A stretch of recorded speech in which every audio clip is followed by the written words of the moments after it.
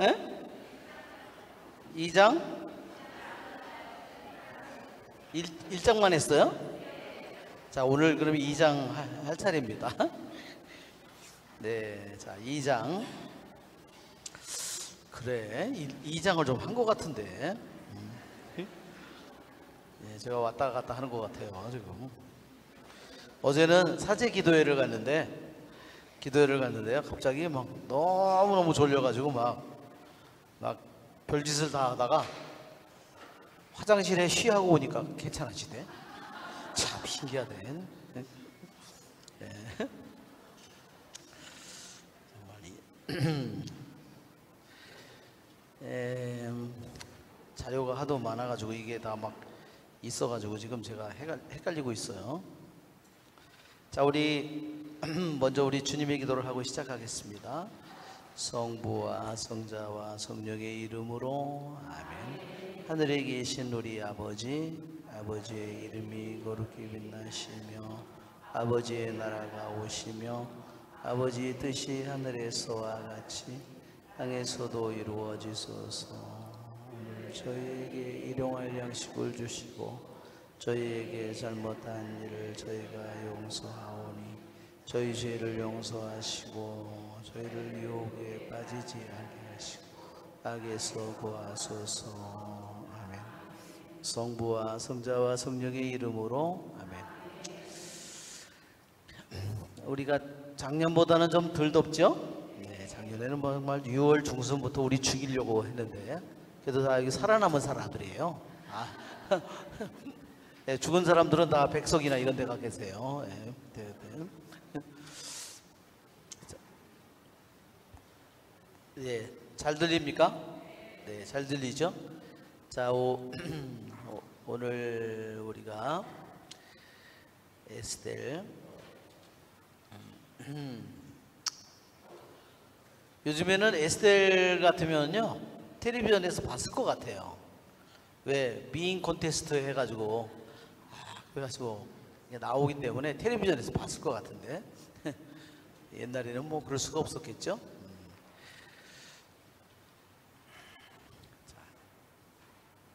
유딧 에스겔.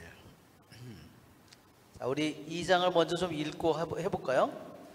이런 일이 있은 뒤 크세르크세스 임금은 분노가 가라앉자 와스티와 그의 행동과 그에게 내린 결정을 다시 생각하게 되었다.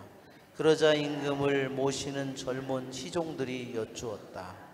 임금님을 위하여 용모가 어여쁜 젊은 처녀들을 찾아내게 하십시오. 임금님께서는 왕국의 각 주의 책임관들을 세우시고 용모가 어여쁜 젊은 처녀들을 수사왕성의 후궁에 모아들이게 하시어 궁녀들의 관리인인 임금님의 넷이 회계의 관할 아래 두시고 몸단장을 시키게 하신 다음 임금님 눈에 드는 처녀를 와스티 대신 왕비로 삼으심이 좋을 듯합니다. 임금은 그 말이 마음에 들어 그렇게 하였다. 그때 수사왕성에 유다 사람 하나가 있었는데 그의 이름은 모르도카이이고 베냐민 지파 사람으로 그의 아버지는 야이르, 할아버지는 시므이, 증조부는 키스였다. 그는 예루살렘에서 끌려온 사람으로서 바빌론 임금 네부카드네자르가 잡아온 유다 임금 여코냐와 함께 포로로 잡혀온 이들 가운데 하나였다. 그는 자기 삼촌의 딸 하다사 곧 에스테르를 맡아 키우고 있었다. 그에게 아버지도 어머니도 없었기 때문이다. 그 처녀는 모습이 아름답고 용모가 어여뻤다. 에스테르의 아버지와 어머니가 죽자 모르도카이는 그를 자기 딸로 맞아들였다. 임금의 분부와 어명이 공포되어 수많은 처녀들이 수사왕성으로 회계의 관할 아래 모아들여질 때 에스테르도 왕궁으로 들어가 궁녀들의 관리인인 회계의 관할 아래 있게 되었다. 이 처녀는 그의 눈에 들어 총애를 받았다. 회계는 서둘러 그에게 몸단장에 쓰는 것들과 음식을 주고 왕궁에서 뽑힌 시녀 7을 배정하여 그와 시녀들을 후궁에서 가장 좋은 방으로 옮겨 주었다. 그런데 에스테르는 자기의 민족과 혈통을 밝히지 않았다. 모르도카이가 밝히지 말라고 그에게 명하였기 때문이다. 모르도카이는 에스테르가 잘 있는지 그에게 무슨 일이 일어나는지 알아보려고 날마다 후궁 뜰 앞을 서성거렸다. 처녀들은 후궁 여인들의 규정에 따라 12달이 지나면 각자 크세르크세스 임금에게 차례대로 나아가게 되는데 6달 동안은 모략 향유로 나머지 6달 동안은 발삼과 여성용 화장품으로 몸을 가다듬었다. 이 기간이 끝난 처녀가 임금에게 들어갈 때면 원하는 것은 무엇이든지 갖추어져 후궁에서 왕궁으로 보내졌다. 저녁에 들어갔다가 아침에 돌아오는데 이때는 4명 부들을 관리하는 임금의 넷이 스카즈관을 아래 다른 후궁으로 들어갔다. 그리고 임금이 그를 좋아하여 직접 호명하지 않으면 더 이상 임금에게 나아가지 못하였다. 마침내 아비하일의 딸로서 사촌 모르도카의 양녀가 된 에스테르가 임금에게 나아갈 차례가 되었다. 그런데 그는 궁녀들을 관리하는 임금의 넷이 헤게가 정한 곳 말고는 아무것도 청하지 않았다. 에스테르는 그를 보는 모든 이들의 귀여움을 받았다. 이렇게 에스테르는 궁궐로 크세르크세스 임금에게 불려가게 되었는데 그의 통치 제7년 10째 딸인 테벳 딸이었다. 임금은 다른 어떤 여자보다도 에스테르를 사랑하게 되어 그는 모든 처녀들보다 임금의 귀여움과 총애를 더 많이 받았다. 임금은 에스테르의 머리에 왕관을 씌우고 그를 와스티 대신 왕비로 삼았다. 임금은 대신들과 시종들을 위하여 큰 잔치를 베풀었다. 그렇게 에스테르의 잔치를 벌이고 모든 죄에 면세를 베풀며 임금답게 풍성한 선물을 내렸다. 처녀들이 두 번째로 모집될 때 모르도카이는 궁궐 대문에서 근무하고 있었다. 에스테르는 모르도카이가 명한 대로 자기의 혈통과 민족을 밝히지 않았다. 모르도카이 양육을 받을 때처럼 에스테르는 그가 말한 대로 하였다. 모르도카이가 궁궐 대문에서 근무하고 있을 때 어전지기들 가운데 빅탄과 테레스라는 임금의 넷이 둘이 불만을 품고 크세르크세스 임금을 해치려 꾀하였다. 이 일이 모르도카이에게 알려져 그는 에스테르 왕비에게 알리고 에스테르는 이를 모르도카이의 이름으로 임금에게 고하였다. 이 사건이 조사되어 사실로 드러나자 그 두 사람은 말뚝에 매달리게 되었다. 이 일은 임금 앞에서 궁중일지에 기록되었다. 네. 예, 이제 에스텔이 왕비가 되는 그러한 이야기입니다. 에스테르는 아버지 어머니가 일찍 돌아가셨죠? 그래서 정말 에스테르는 따져보면 정말 천의 고아 같아요. 그렇죠? 그런데 에스테르가 나중에 이 장에서 뭐가 돼요? 예, 왕비가 됩니다. 정말 정말 이 세상에 출현한 제국 중에서 가장 크고 가장 오랫동안 번성한 제국 중에 하나가 페르시아예요. 얼마나 이 페르시아 제국이 컸는지 두 문명, 에집트 문명, 그 다음에 또 하나 문명이 뭐죠? 메소포타미아 문명. 이게 문명의 4대 발상지잖아요. 그 두 문명이 다 하나로 통일을 해서 통치를 했을 정도로 페르시아가 어마어마한 나라인데 정말 아버지 어머니도 일찍 죽은 이 천의 고아가 말하자면 왕비의 자리에 올라가는 겁니다. 정말 너무나 이 두 가지 이 페르시아의 황제와 이 일찍 고아가 된 에스테르가 정말 작은 샘물이 흘러나온다 그랬잖아요. 거기서 어떻게 해요? 말하자면 구원이 나오잖아요. 그래서 이것을 생각해 보면 우리들이 정말 하느님께서 하시는 그러한 손길을 또한 느끼게 됩니다. 자, 이런 일이 있은 뒤에 1장에 뭐죠? 임금이 뭐와 전쟁을 일으키려고 한다고 그랬어요? 페르시아 임금 크세르크세스 임금은요, 우선 우리가 이 도표를 보면 이 임금이 아버지가 말하자면 그리스와의 전쟁을, 이 페르시아 제국이 어마어마하게 큰데 제일 이 자기네 페르시아 제국의 그리스도 거의 다 지배를 했어요. 이 말하자면 지금 에로스라고도 그러고 이 여기에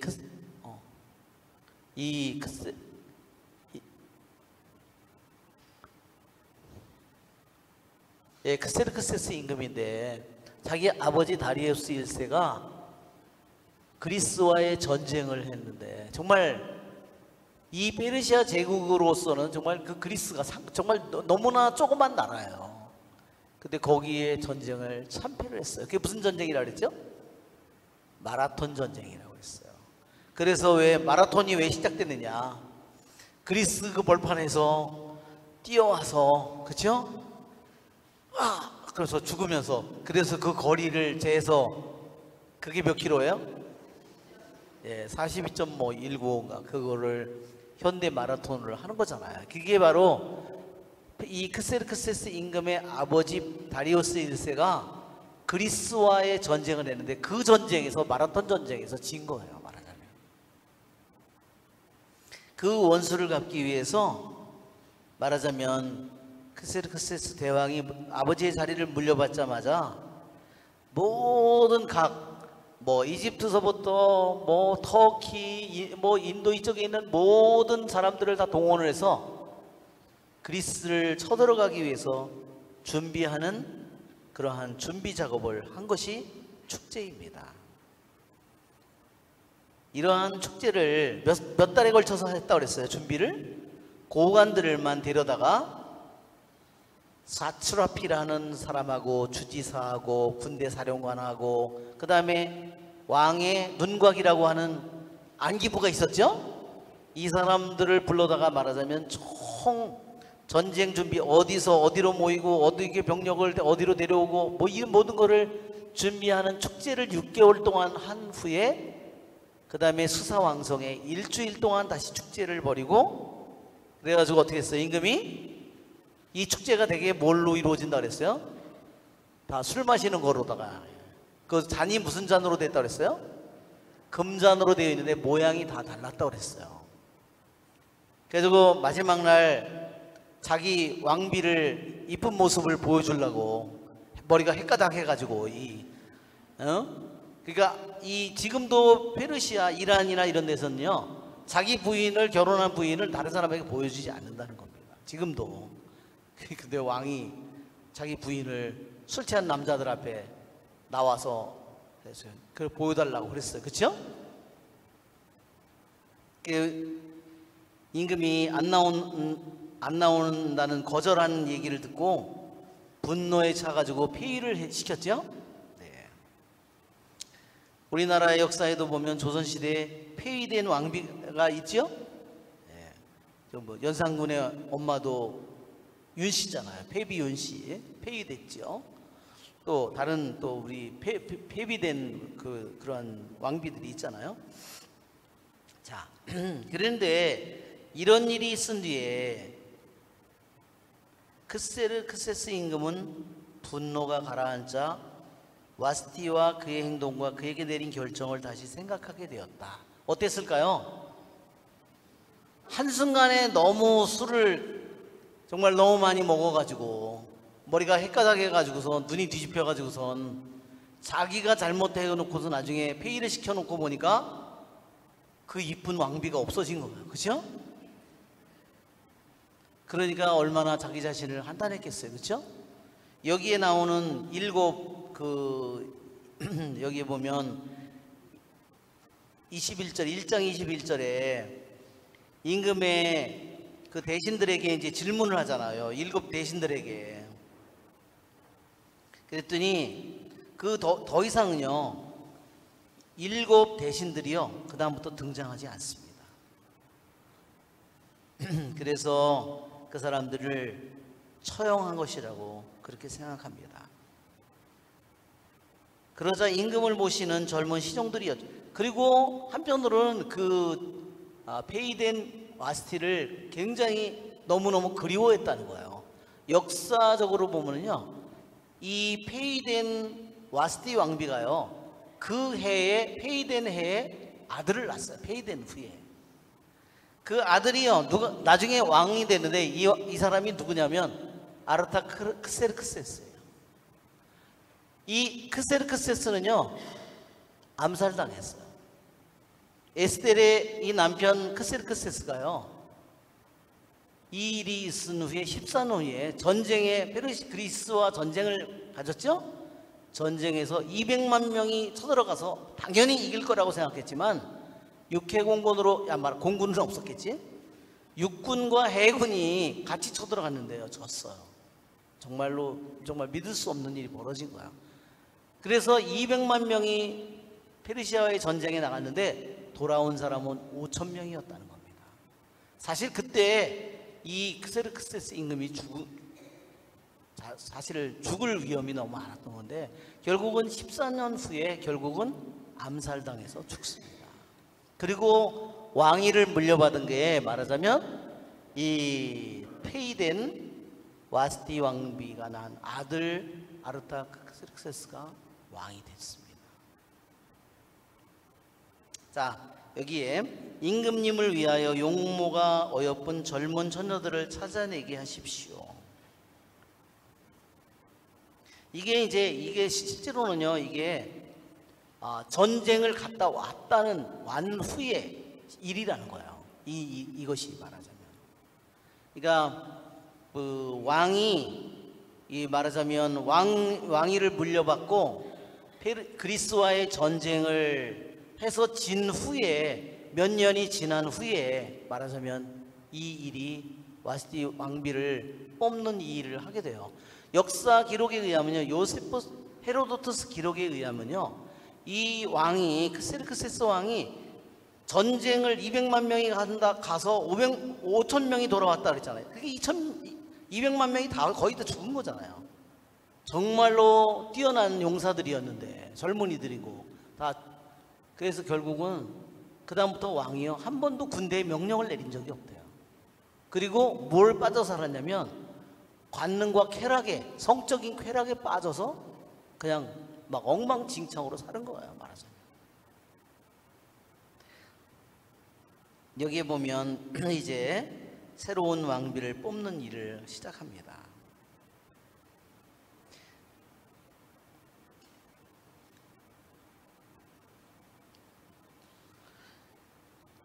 자 3절에도 보면 각 주에 책임관을 세우고 용모가 엿본 젊은 처녀들을 수사 왕성의 후궁에 모아들이게 하시어 궁녀들의 관리인이 임금의 내시 회계의 관할 아래에 두시고 몸단장을 시키게 하신 다음 임금 눈에 드는 처녀를 와스티 대신 왕비로 삼으심이 좋을 듯합니다. 유대인 그러한 전승에 의하면요 이 페르시아 왕 크세르크세스가 와스티 왕비를 못 잊어서 왕비의 그림을 그리도록 해가지고 그걸 침실에다 걸어놓고 살았대요. 미친놈이지. 지가 폐위시켜놓고서 술 먹고 그죠? 네. 그리고 이때 그 처녀들은 이때 되게 몇 살 정도 됐을 것 같아요? 예? 18? 예, 12살 내지 15살 정도 됐을 거예요. 12살 내지 15살이면 초등학교 5, 6학년 뭐 그죠? 중학교 1, 2학년 요 정도예요. 정말 제일 예쁠 때 같아.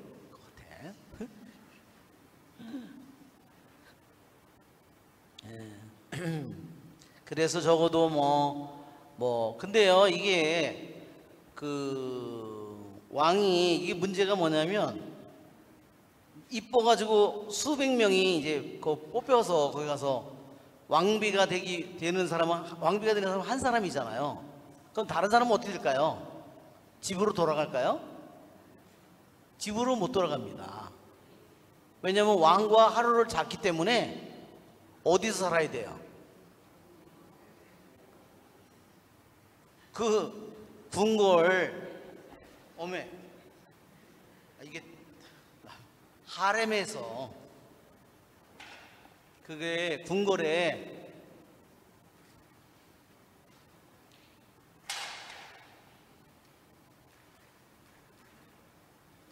말하자면 하렘이라는 곳에 여기에서 평생을 사는 거예요. 왜? 왕과 하룻밤 잤기 때문에. 이쁜 여자도 팔자가 세. 네.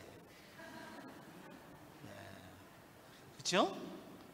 그렇지 않았으면 좋은 신랑 만나서 행복하게 살았을 텐데 너무 이쁘다가 보니까 불려가가지고 하룻밤 자고서 평생 과수로다가 그렇게 안 되는 게 낫죠? 네. 하여튼 자세한 거는 송무과에 문의를 하십니다. 네.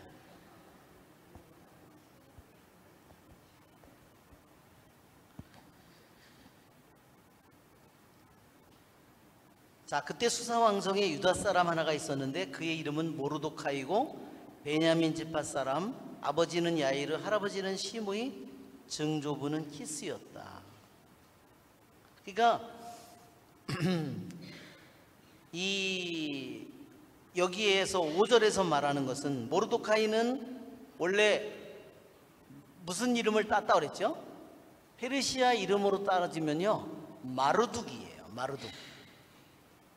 예, 모르도카이는 이게 뭐냐면요 페르시아의 주신이에요. 페르시아의 가장 큰 신이 마르둑이에요. 근데 이 마르둑인데 히브리 말로 뭐죠? 모르도카예요. 그러니까 말하자면 이 이름이 히브리식으로 말하자면 이름이 바뀐 거죠. 그러니까 남들에게는 페르시아 사람인 것처럼 보이지만 유대인들이 볼 때는 뭐예요? 유대인이에요. 모르도카예요. 그러니까 여기도 에스텔도 뭐라 그랬죠? 이스타르라 그랬죠? 이스타르.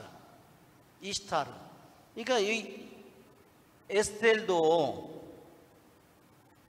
이스타르. 이 이름이 페르시아의 여신의 이름이라는 거야. 그렇지만 이 이름이 뭐예요? 에스텔이 됩니다.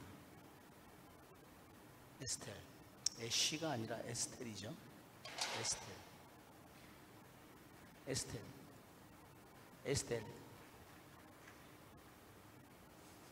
자, 에스텔이라는 이름은 무슨 뜻을 가지고 있다고, 무슨 숨은 뜻이 있다고 그랬죠? 신명기 31장을 한번 여러분 펴보세요. 에스텔이라는 이름 자체가요. 자, 스테르라는 말이, 에스텔이라는 말은요 히브리 말로 스테르 이거예요. 스테르. 이 말은요 여기 신명기 31장 18절에 한번 읽어볼까요? 그러나 그들이 다른 신들에게 돌아서서 저지른 모든 악행 때문에 나는 그날 나의 얼굴을 기어이 감추어 버리겠다.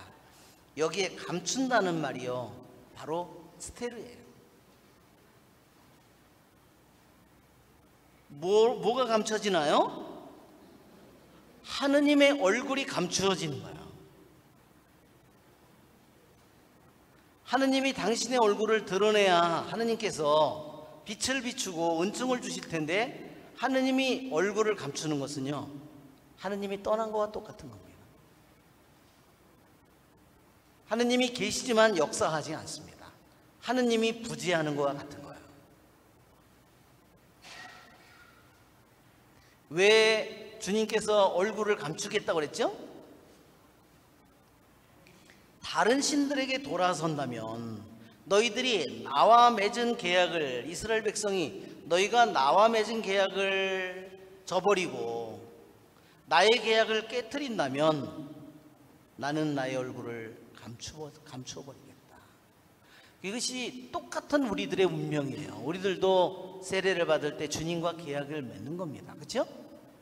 어제 우리 사제기도회를 하는데요, 어제 했더니 신학생도 3명이 왔어요. 그래서 신학생들을 같이 나눔을 하는데 신학생이 이런 나눔을 했어요. 교황님께서, 사람들이 교황님께, 프란치스코 교황님께 물었대요. 주님께서 구원도 주시고 모든 은총을 다 주셨는데 왜 왜 우리가 무슨 더 이상 왜 하느님께서 우리에게 이미 구원을 다 줬는데 왜 악마가 존재하느냐? 그렇게 했더니 악마가 우리들에게 구원을 모두 준 예수님을 통해서 주셨지만 악마는 어떻게 해요? 그 구원을 우리들에게서 빼앗아가려고 한다. 그렇죠? 그래서 악마는 존재한다. 교황님께서 그런 답변을 하셨다고 그럽니다. 어제 우리 신학생이 그런 나눔을 해줬어요.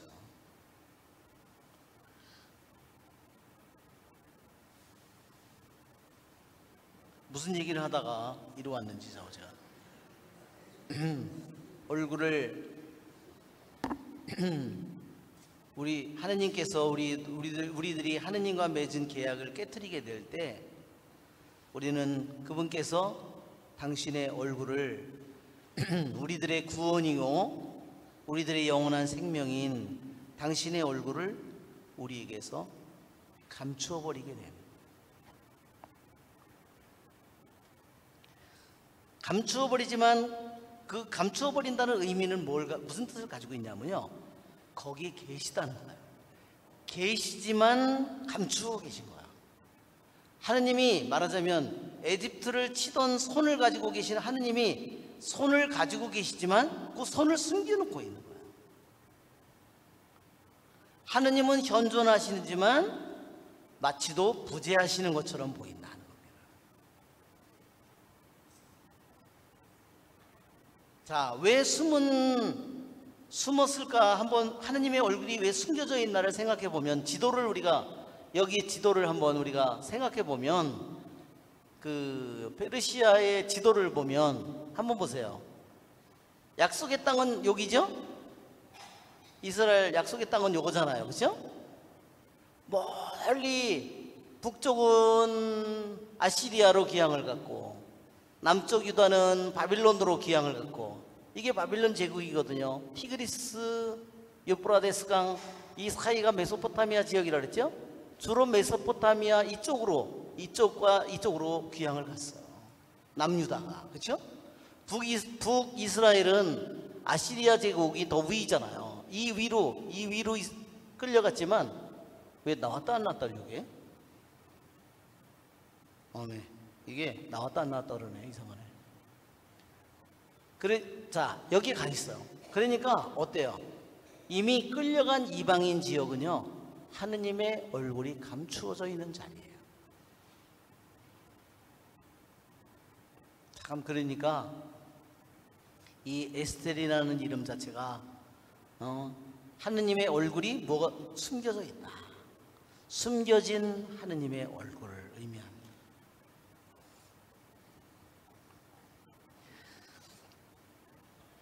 자, 베냐민 지파 사람이라는 것이 여기 중요한 말이에요. 그의 아버지는 야이르, 근데 예루살렘에서 끌려온 사람이라고 그랬어요. 바빌론 임금 네부카드네자르가 잡아온 유다 임금 여코냐와 함께 포로로 잡혀온 이들이다. 그러면요, 대개 이게 몇 년이냐면 적어도 느부갓네자르가 처음으로 남유다를 가서 전쟁에서 예루살렘을 쳐서 이기고, 이게요 BC 621년, BC 597년, BC 587년 완전히 예루살렘 성전이, 솔로몬 성전이 완전히 무너져 버린 게 이때예요. 불로 완전히 타서 없어진 게 587년이에요. 첫 번째로 귀향을 끌고 간 게 남쪽 유다 사람 중에 1차 귀향, 2차 귀향, 3차 귀향. 1차로 끌려간 게 BC 621년이에요.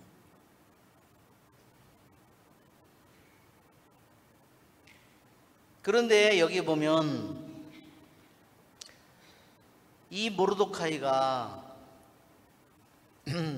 그는 예루살렘에서 끌려온 사람이라고 그랬어요.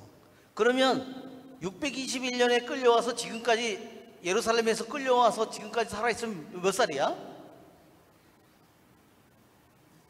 지금이 470년 정도 됐다고 하면, 오메 나이가,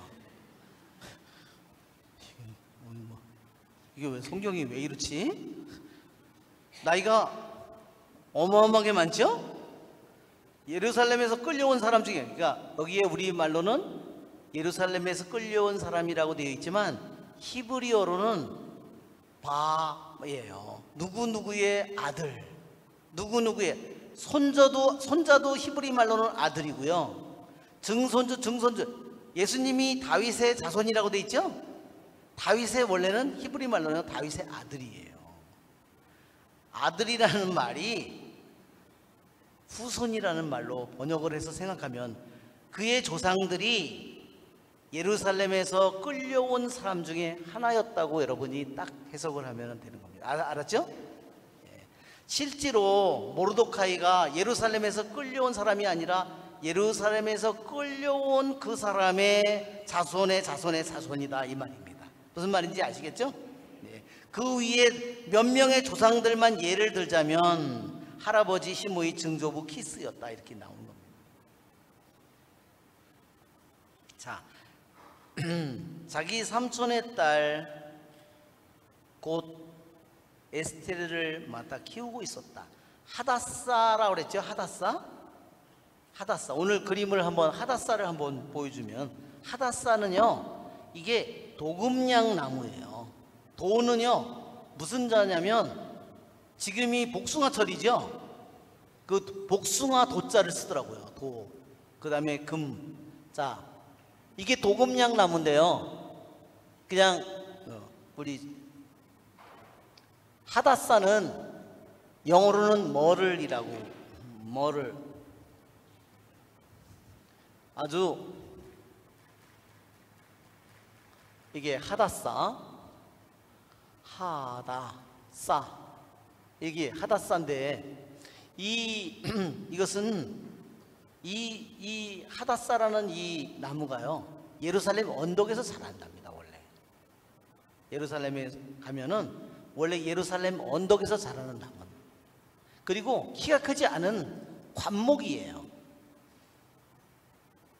어메, 왜 이렇게 넘어갔다가, 이렇게 잎이요 이렇게 쭉 줄줄이 나 있어요. 관목이고. 그런데 이 나무가, 유대인들에게는 이 나무가 어느 때 사용되냐면요, 장막절, 초막절에 있잖아요. 이 사람들이 이렇게 손에다가 각자 다 들고 이렇게 행렬을 할 때, 우리는 성지주일날 성지가지를 들고 행렬하잖아요. 근데 이 사람들은 이 손에다 들고 가는 게 있는데, 4가지를 같이 손에다 들고 가요. 그 중에 하나가 이 말하자면 도금냥 나무예요.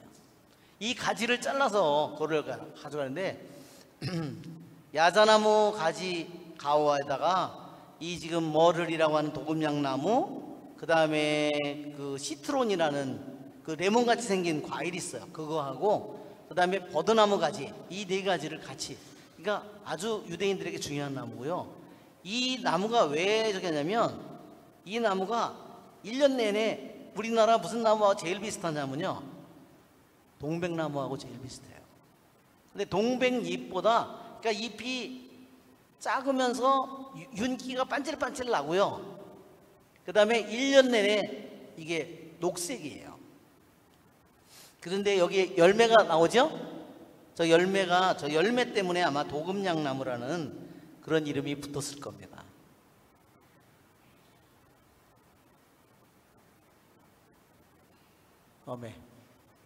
지금 여기 보면 약간 자주색 같은 열매가 보이죠?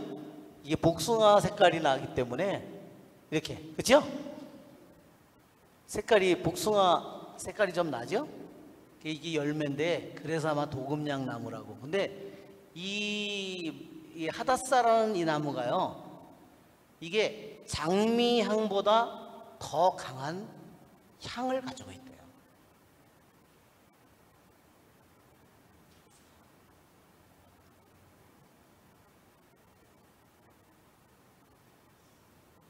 그래서 유대인들은요, 이 하다사라는, 유대인 말로는, 우리 말로는 그냥 도금냥나무라고 하지만 히브리 말로는 하다사, 이 하다사가 어디에 나오냐면 스가랴서에 나와요. 스가랴서를 한번, 우리 신약이 거의 시작되는 부분에 있는 게 스가랴서예요. 구약의 예언서, 말라키가 끝이죠? 마태복음 바로 앞에.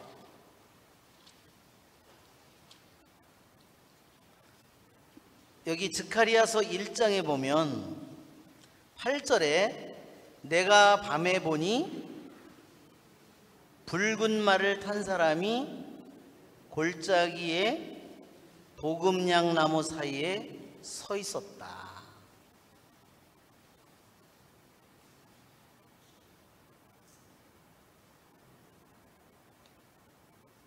자, 여기에 도금냥나무가 나오죠? 이게 하다사예요. 히브리 말로 하다사.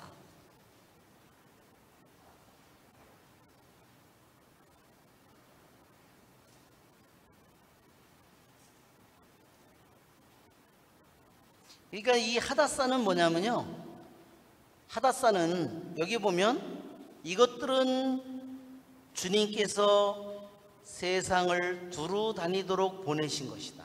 말하자면 주님의 천사들이에요. 하느님이 보낸 천사들입니다. 하느님이 보낸 사람들이에요.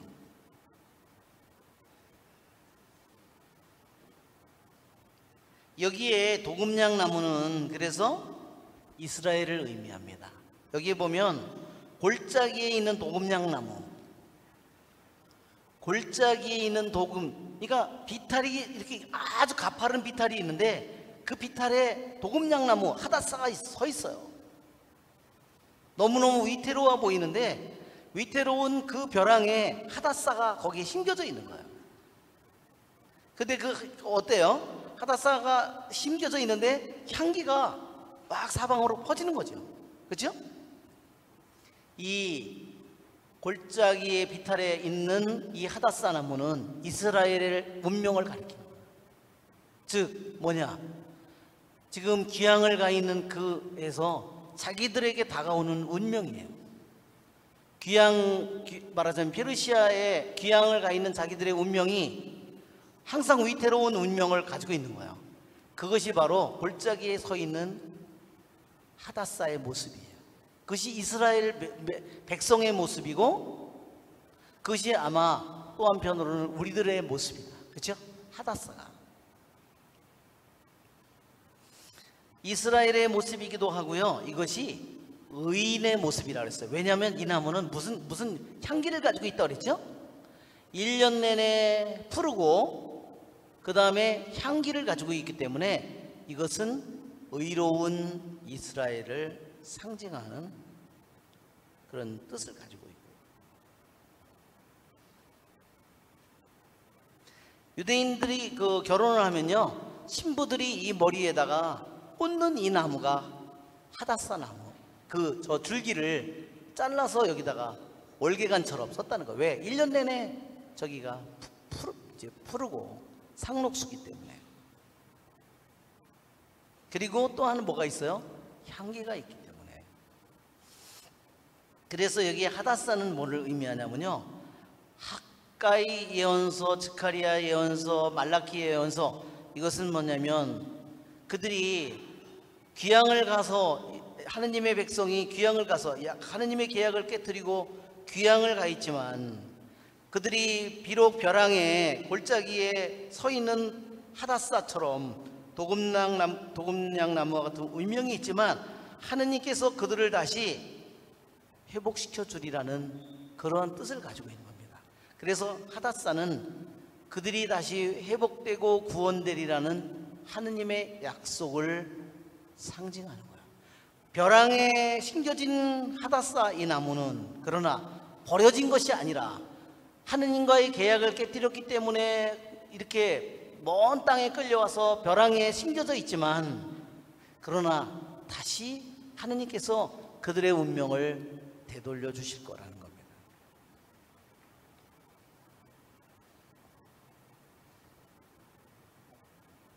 그러니까 하다사는 아버지도 어머니도 없다는 말이 굉장히 더 상징적인 거예요. 무슨 말인지 아시겠죠? 왜? 사실은 자기의 친척이나 저기로 아무도 자기를 돌봐줄 힘이 있는 사람이 없다는 뜻입니다. 버려진 그러한 모습을 우리에게 더욱더 느끼게 만듭니다. 에스테르의 아버지와 어머니가 죽자, 어떤 사정인지는 모르지만 에스테르의 아버지 어머니는 일찍 죽고 그래서 삼촌인 모르드카이는 그를 자기 딸로 또한 삼아서 그를 길렀습니다.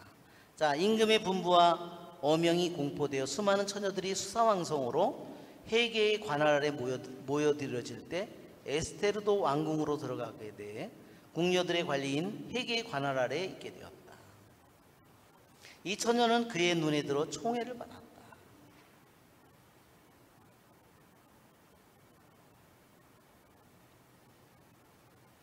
이 그림을 보면, 우리가 이 그림의 맨 앞을 보면 한번,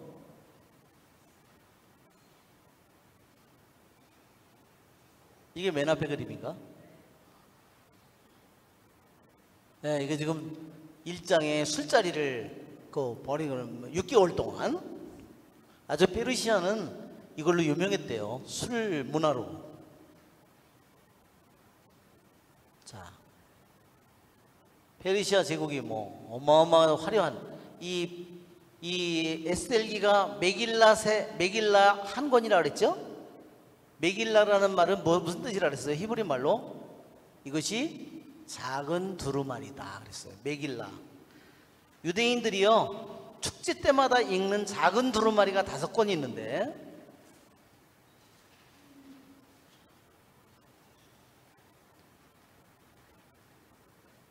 그 중에 하나가 바로 지금 에스텔기입니다. 이 에스텔기는 어느 때 읽는다고 그랬죠? 이 작은 두루마리, 메길라라고 하는 메길라.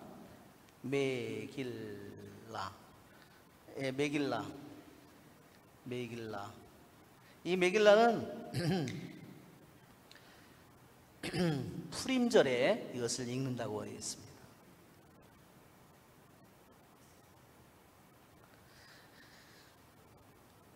자, 이 처녀는 헤게의 궁녀 관리인 헤게의 눈에 들었다. 총애를 받았다 그랬어요.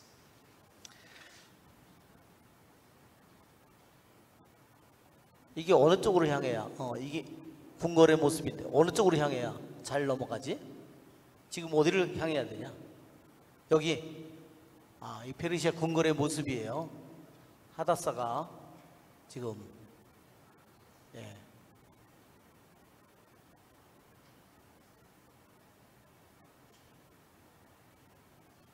이거는 잘 안 보이죠? 너무 아까 있는 그림하고 너무너무 좀 분위기가 달라요. 굉장히 조용한 그런. 이 하다사가 궁녀 관리인의 눈에 들어 총애를 받았다 그랬어요. 또 그것도 하나의 하느님께서 준비하신 거겠죠? 헤게는 서둘러 그에게 몸단장에 쓰는 것들과 음식을 주고 왕궁에 뽑힌 시녀 7을 배정하여 그와 시녀들을 후궁에서 가장 좋은 방으로 옮겨. 예, 방도 벌써 가장 좋은 방으로 벌써 배정을 받았어요. 그런데 에스테르는 자기의 민족과 혈통을 밝히지 않았다. 모르도카이가 밝히지 말라고 그에게 명하였기 때문이다. 왜냐하면 모르도카이 1장에 보면 꿈이 나오죠. 모르도카이의 꿈이 나오죠. 2마리 용이 이렇게 싸우는 그런 꿈을 꾸잖아요. 그게 무슨 뜻일까? 그런데 작은 샘에서 구원이 오죠. 그래서 모르도카이는 꿈을 통해서 분명히 에스테를 통해서 유다 백성이 구원되리라는 그러한 꿈을 통해서 이미 암시를 받았다는 겁니다.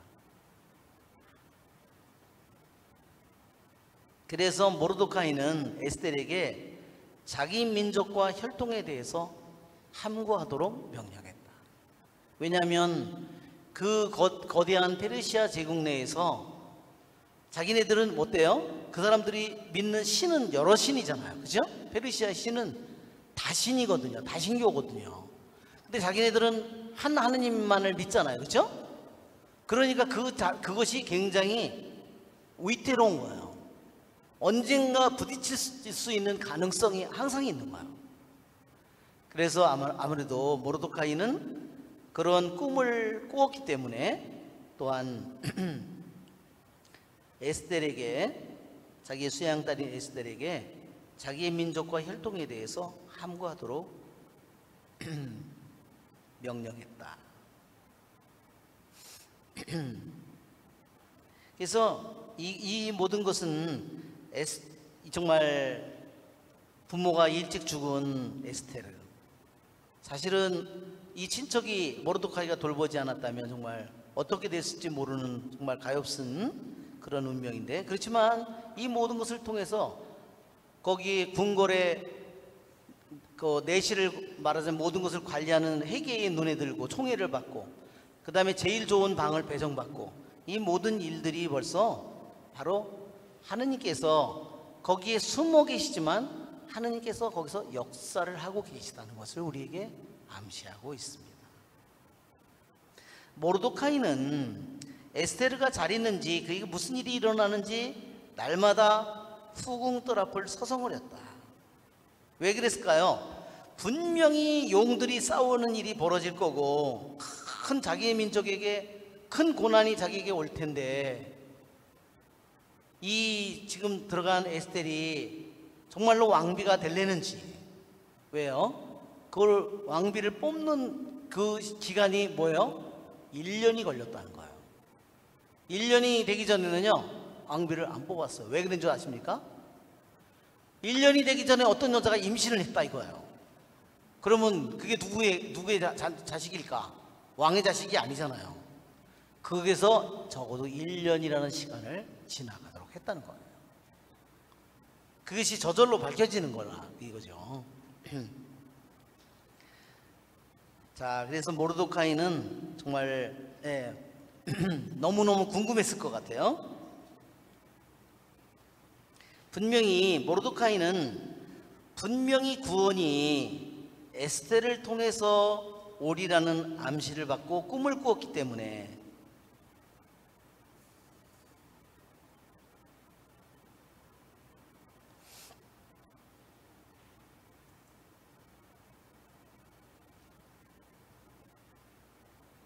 이 모르도카이는 그런 꿈을 꾸었기 때문에 모르도카이가 자기의 이 수양딸을 이 임금에게 말하자면 왕비가 될 간택되는 그 자리에 보냈다는 거예요. 그렇지 않았다면 모르도카이는요 절대 보내지 않았을 거예요. 왜? 유대인이 자기의 딸을 이방인에게 시집을 보내지 않는다는 겁니다. 모르도카이는 열심한 신자죠. 모르도카이는 열심한 유대인이잖아요. 아무리 그것이 왕이라 하더라도, 왕비가 된다고 하더라도 그렇지 않으면 그를 되지 않았을 거라는 거예요. 모르도카이가 왜? 하느님의 율법에 의하면 이방인 남자에게 유대인 여자를 주는 것은 그것은 금지되어 있는 거예요. 그렇기 때문에 모르드카이는 그것을 말하자면 유대인의 율법을 어기는 일이기 때문에 하지 않았겠지만 구원이 분명히 에스더를 통해서 오리라는 것을 꿈을 꾸었고 암시를 받았기 때문에 이 왕비의 간택이 되도록 말하자면 보냈고, 본에 대해 자신의 정체가 누군지, 혈통이 뭔지, 민족이 뭔지를 꼭 입을 다물도록 했다는 겁니다. 왜? 분명히 자기네 민족에게 큰 고난이 닥칠 일이 자기에게 올 거기 때문에. 처녀들은 후궁의 규정에 따라 12달을 지냈고 6달 동안 모략 향유로 6달 동안은 발삼, 여성용 화장품으로 몸을 다듬었다. 이게 왜 그러냐면요, 이게 건조한 지방이라서요 피부가 거칠어진대요. 저는 자세히 모르는데 그래서 이 피부를 촉촉하게 하는 일이 굉장히 이 사람들에게, 사막에 있는 사람들에게는 굉장히 중요한가 봐요. 제가 그 전에 미국에 있을 때요, 저희 같은 교실에 영어 공부를 하러 다니는데 인도의 여자애가요, 매튜라는 여자애가 이 20살밖에 안 된 요놈 기집애가 맨날 와가지고요, 제가 신분 거를 알고 와가지고 얘가 신자예요. 그래서 맨날 같이 앉는 거예요. 그래서 앉아서 공부를 하는데 아주 얼굴은 새까맣게 생겼는데요, 아주 이쁘게 생겼어요. 여러분, 기집애가 제 털은요, 털도 아니에요. 팔에 털이요, 저도 털이 이게 많은데 얼마나 새카만지 내가 세상에 믿을 수가 없었어요. 그리고 얼마나 중요한지 도시락에다가요 카레를 탁 넣어가지고 밥을 해가지고, 그리고 점심시간 되면 대연히 그걸 밥을 교실에서 그걸 먹고 있어요. 밥을 떠서. 이야, 세상에 아주 대단해요. 예. 자, 하여튼 아주 가장 이쁘게 해서 임금의 방에 들어가게 합방을 하게 된 거죠. 처녀가 임금에게 들어갈 때면 원하는 것은 무엇이든지 갖추어져서 후궁에서 왕궁으로 보내졌다. 저녁에 들어갔다 아침에 돌아오는데 이때는 내명부들을 관리하는 임금의 넷이 사스가즈 관할의 다른 후궁으로 들어갔다. 이제 한번 왕한테 갔다 오면 이제 다른 저기로 들어가 버리는 거예요. 이제 거기 들어가면 어떻게 될까요? 이게 바로 하렘이에요. 다시는 거기서 나오지 못하는 거죠. 다른 데 시집갈 수도 없고, 왜? 임금이 손을 댔기 때문에. 불쌍해, 아깝고. 그리고 임금이 그를 좋아하여 직접 호명하지 않으면 더 이상 임금에게 나아가지 못했다. 마침내 아비하일의 딸로서 사촌 모르드카의 양녀가 된 에스테르가 임금에게 나아갈 차례가 되었다. 그런데 그는 궁녀들을 관리하는 임금의 넷이 헤게가 정한 것 말고는 아무것도 청하지 않았다. 에스테르는 그를 보는 모든 이들의 귀여움을 받았다. 이렇게 에스테르는 보통 저기 하면은 하여튼 목걸이, 팔찌 이런 거 다 줬을 것 같아요. 달라는 대로. 왜? 임금한테 가는 거니까, 그렇죠? 근데 보니까 여기 에스테르는 헤게가 정한 걸 말고는 아무것도 청하지 않았다 그랬어요. 에스테르는 궁궐로 크세르크스 임금에게 불려가게 되었는데 통치 제7년 열째 딸인 테베 딸이었다. 이때가 언제냐면요, 추울 때예요. 그러니까 더우면, 더울 때는 집사람 묵는 게 낫겠더라고. 그냥 너무 더워서. 저도 어저께 대나무 돗자리를 깔고 잤는데요, 입 돌아가는 줄 알았어요. 아침에 배가 쌀쌀 아파가지고 아주 혼났어요, 오늘 아침에. 시원해서는 좋았는데 밤에. 그러니까 이 달도, 그러니까 여자들이 계속 하루하루 배정받아서 들어갔잖아요. 근데 에스텔이 배정받은 달은 아주 추운 달이었다는 거예요. 그러니까 시기도 어때요? 아주 좋은 때였다는 거예요. 자, 이제 우리 잠시 쉬었다가 오늘 3장까지. 그리고 다음 한 가지는요. 다음 주에 그 백령도 성당이 50주년이라서요. 제가 거기에 초대를 받아서 가게 됐어요. 그래서 다음 주 그 목요일 날이 거기 그 50주년이래요. 그래서 제가 다음 주 금요일 날 성경 공부 없습니다. 아시겠죠? 네. 한 주 하면 또 한 주 빠지고 그렇게 되네요. 그래서 이상한 월요일 날 하면 되는데 목요일 날이래요. 그래서 뭐 할 수 없죠. 목요일 날 저녁 때 하기 때문에 할 수가 없어요.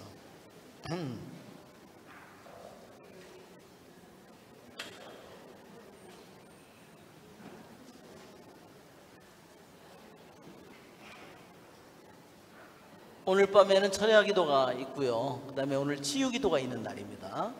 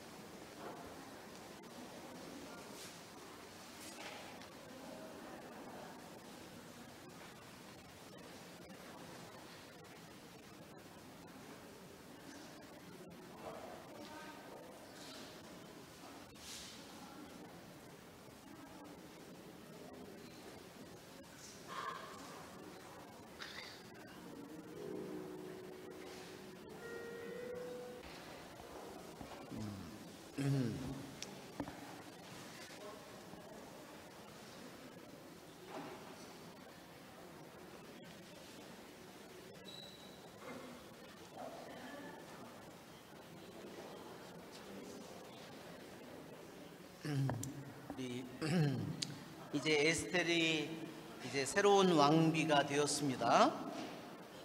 18절에 임금은 대신들과 시종들을 위하여 큰 잔치를 베풀었다. 그렇게 되어 있습니다. 예, 우리 이 잔치라는 말이 말하자면 미시테라고 히브리 말로는 미시테라고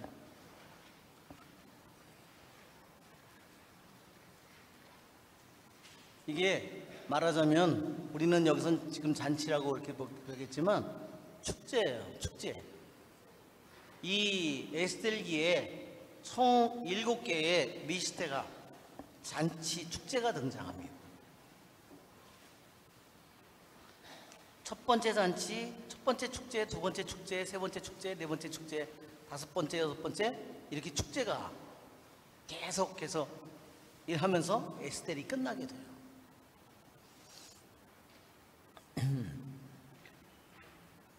물론 이 축제가 각각 성격이 다 달라요.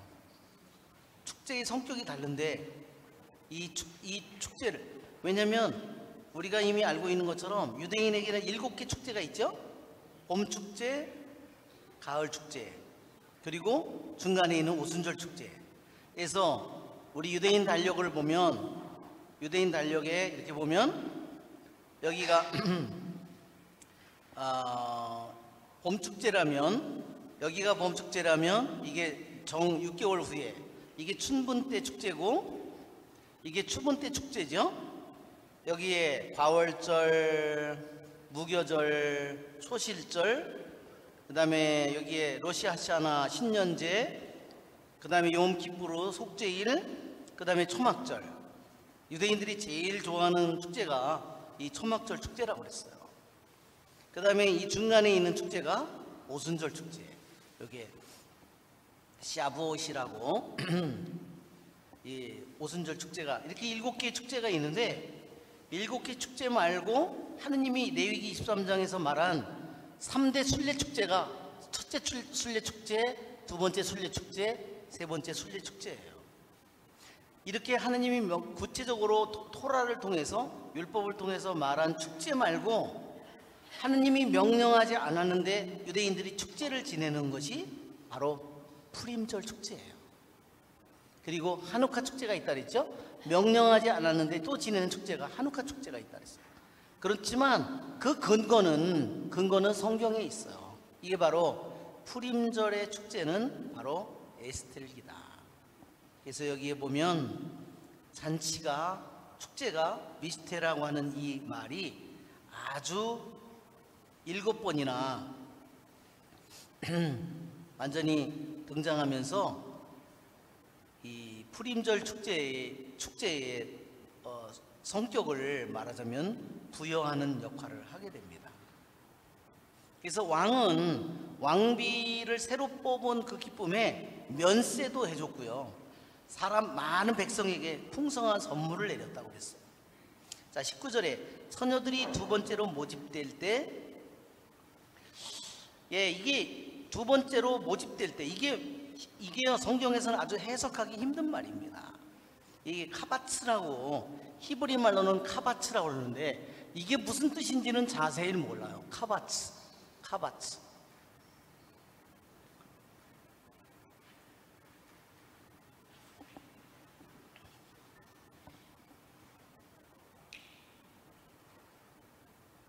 그러니까 이것이 그 왕비로 간택하기 위해서 1차로 모집하고 2차로 모집할 때 그런 뜻인지 뭔지 하여튼 이 뜻이 명확하지는 않다. 하여튼 모르도카이는 궁궐 대문에서 근무하고 있습니다. 에스테르는, 여기 모르도카이는 궁궐 대문에서 근무하고 있었는데요. 이 페르시아 궁궐이 하도 크기 때문에 이거는 밖에 있는 궁궐에 있는 문이 아니에요. 이건 분명히 안쪽에 있는 궁궐 문이에요.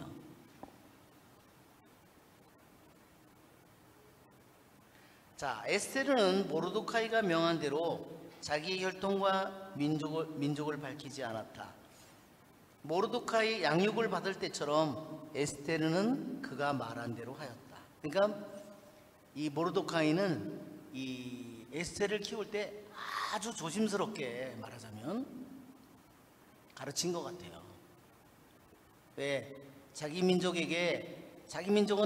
한 하느님만 섬기기 때문에 귀양 와 있는 처지이지만 이 열심한 모르도카이, 아주 신앙이 깊은 이 모르도카이는 한 하느님을 섬기는 일로 인해서, 왜? 이미 다니엘이 어땠어요? 신상을 만들어 놓고 절하라는 그런 해서 불 속에 던져지잖아요. 그렇죠? 사드랑 메삭 아벳느고가 큰 금신상을 만들어 놓고 절을 하라, 그런 일들을 겪고 있기 때문에 자기들의 민족의 정체를 잘 밝혀놓으면 나중에는 위험성이 너무나 많이 닥치기 때문입니다. 모르도카이는 궁궐에서, 대문에서 근무하고 있을 때 어전지기들 가운데 빅탄과 테레스라는 임금의 내시들이 불만을 품고 크세르크세스 임금을 해치려고 꾀하였다. 여기 보면 여기에는 분명히 이 어전지기는 일종의 왕의 내시들 중에 하나인 것 같아요.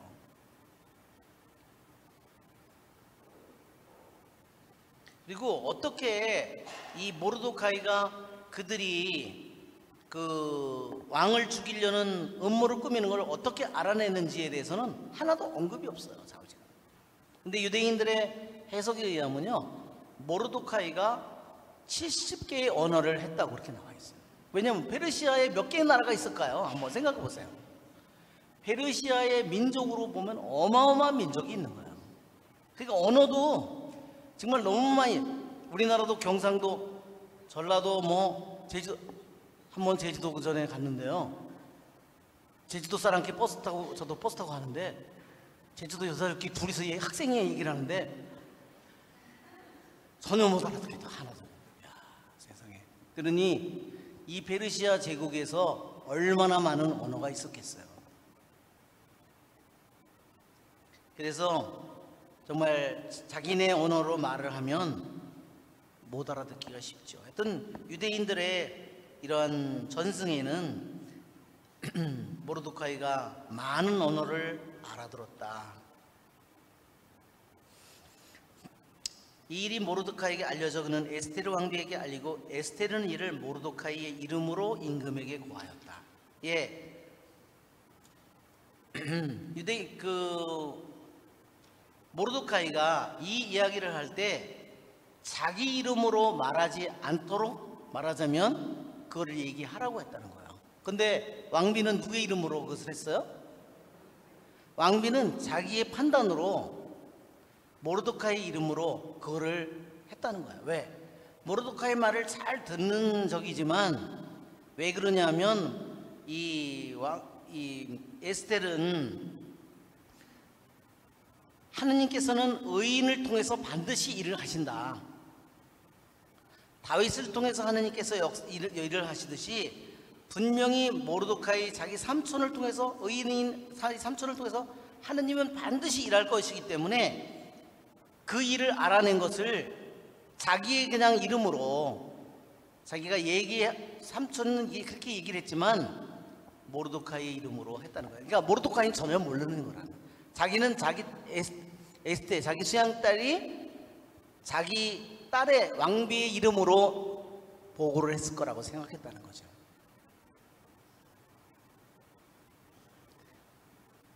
그러나 에스텔은 의인이 요청을 할 때, 의인이 하느님께 분명히 중대한 일이 있어서 요청을 할 때 하느님은 그 의인의 기도를 반드시 들어주실 거라는 그러한 믿음을 가지고 있었기 때문에 모르드카이의 이름으로 임금에게 사실을 보고했다. 그러면 그 경비병들이 어떻게 왕을 죽이려고 했냐 하는 이러한 것을 유대인의 그러한 탈무시나 이런 데 타르콤에 보면요, 뱀독을 넣어서 죽이려고 했다는 그런 얘기도 있고요. 또는 목을 잘라서 그리스 왕에게 보내려고 했다는 그러한 이야기도 있어요. 해석도 있습니다. 자, 어지간 이 사건이 사실로 드러나서 두 사람은 말뚝에 매달리게 되었고 이 일은 임금 앞에 궁중일지에 기록되었다. 자, 3장을 우리가 같이 한번 읽어볼까요? 3장.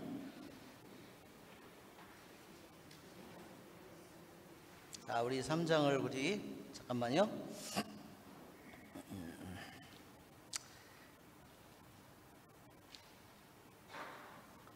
에스텔 3장. 이런 일이 있은 뒤 크세르크세스 임금은 아각 사람 함무다타의 아들 하만을 중용하였는데 그를 들어올려 자기 곁에 있는 모든 대신들보다 높은 자리에 앉혔다. 궁궐 대문에서 근무하는 임금의 모든 시종들이 하만 앞에서 무릎을 꿇고 절을 해야 하였으니 임금이 그렇게 명령하였기 때문이다. 그러나 모르드카이는 무릎을 꿇으려고도 절을 하려고도 하지 않았다. 그러자 궁궐 대문에서 근무하는 임금의 시종들이 모르드카이에게 자네는 왜 임금님의 명령을 거역하는가 하고 말하였다. 그들이 그에게 날마다 권하였지만 모르드카이는 끝내 듣지 않았다. 그래서 그들은 자기는 유다 사람이라고 하는 모르드카이의 말이 얼마나 오래 가는지 보려고 하만에게 보고하였다. 하만은 모르드카이가 무릎을 꿇지도 절을 하지도 않는 것을 보고 노기로 가득 찼다. 그러나 모르드카이 하나만 해치우는 것으로는 눈에 차지 않았다. 모르드카이가 어느 민족인지가 자기에게 보고되자 하만은 크세스 왕국 전역에 있는 유다인들을 모두 몰살하려고 꾀하였다. 크세르크세스 임금 제12년 첫째 달인 니산 달에 하만이 자기 앞에서 푸르 곧 주사위를 각 날과 각 달에 따라 던지게 하니 12째 달인 아다르 달이 나왔다. 그래서 하만은 크세르크세스 임금에게 말하였다. 그까지만 읽겠습니다. 자, 우리 그림을 먼저 한번 보면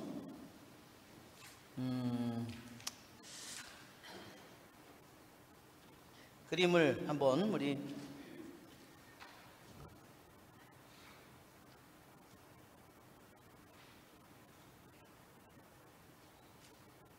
네, 이거는 아마 그 하만에게 그 모르드카이가 절을 하지 않는데요.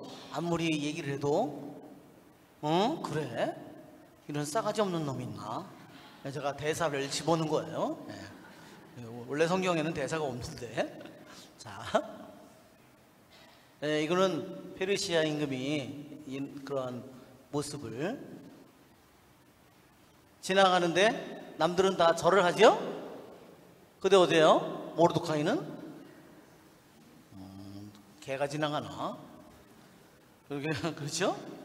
그래서 하여튼 화가들이 그린 그림 중에 하나입니다.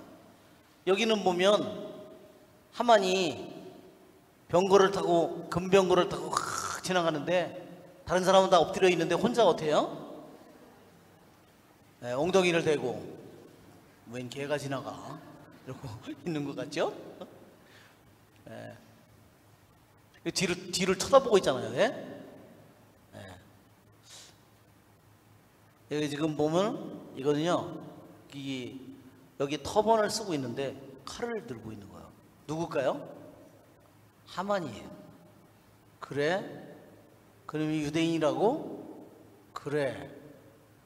아주 죽여버려야 되겠구나. 그러고 이제 칼을. 예. 하여튼 저기 대사를 제가 집어넣은 거예요.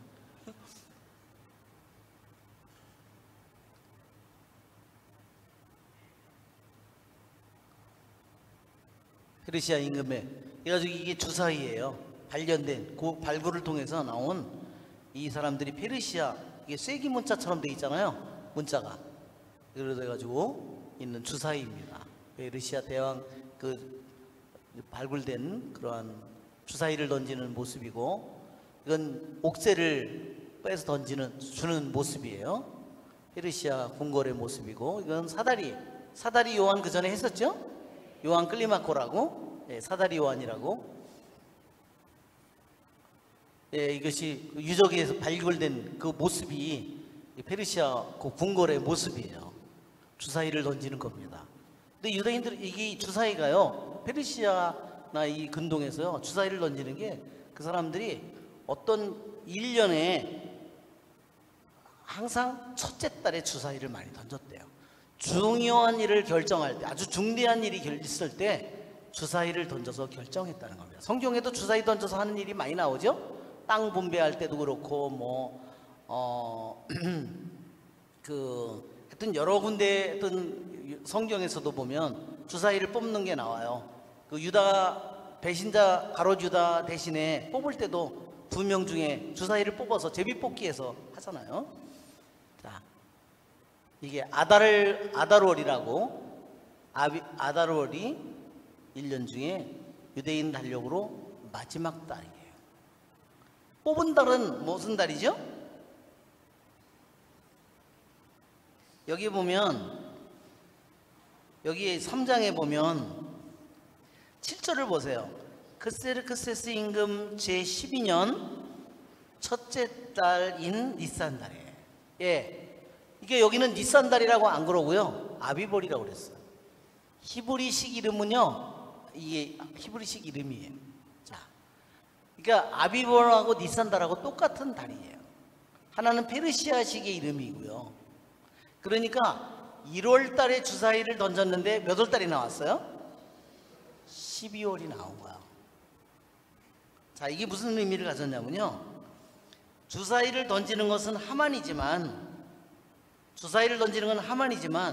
결정을 내리는 건 누구예요? 하느님이시라는 거예요. 왜? 내가 이스라엘 백성을 몰살시키려고 내가 마음을 굳혔으면 내가 결정을 하지만 내가 주사위를 던지지만 결정은 내가 한다. 아직 그러니까 1월 달에 주사위를 던졌는데 몇 월 달이 나왔어요? 12월로 정해졌어요. 그러니까 몇 달의 간격이 아직 남아있나요? 준비할 시간이 적어도 11달이 준비할 시간이 주어진 거예요. 준비할 충분한 시간이 주어진 것을 보여주는 겁니다. 자, 아달월, 우리 아달월이 여기 있고, 이게 바로 푸림 축제가 여기 있는 겁니다. 이게 왕의 옥새 중에 하나의 모습을 보여줘요. 페르시아 왕. 이거는 예루살렘에서 예리고, 이번에 주일날 복음이 예루살렘에서 예리고였죠? 지난주에 복음이. 이게 하다사 나무를 보여주는 겁니다. 하다사. 아까 도금냥 나무라 그랬죠? 하다사. 이게 페르시아 궁궐의 어마어마한 모습이에요. 발굴된.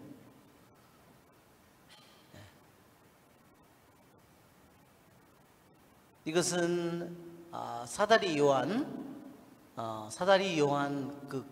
저기고, 아까 이거는 우리 에스더일기 전체에 있는 그 뭐죠? 대칭구조, 우리 역대칭구조 보여줬죠? 그것이 지난번에 1장을 공부할 때 우리가 여기 지금 숨은 이름이 나와 있는 겁니다.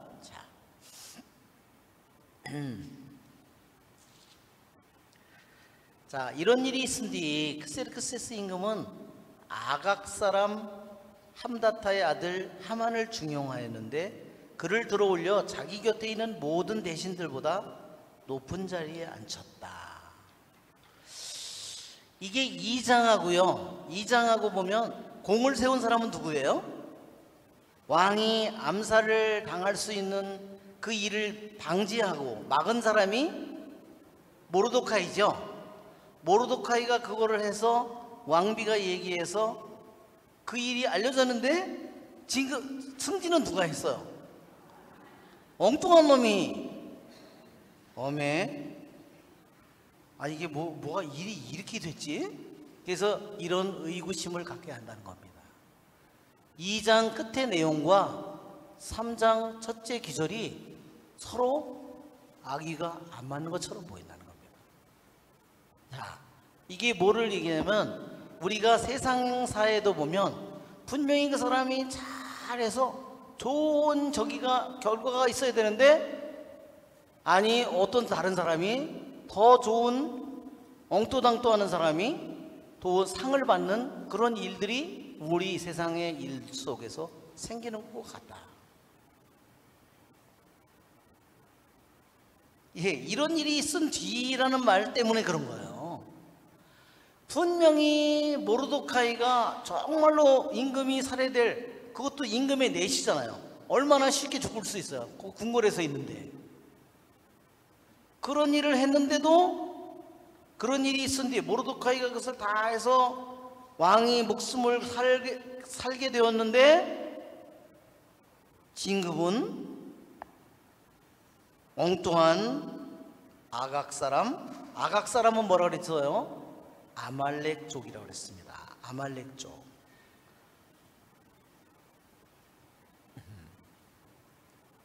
아각이라는 이 아각이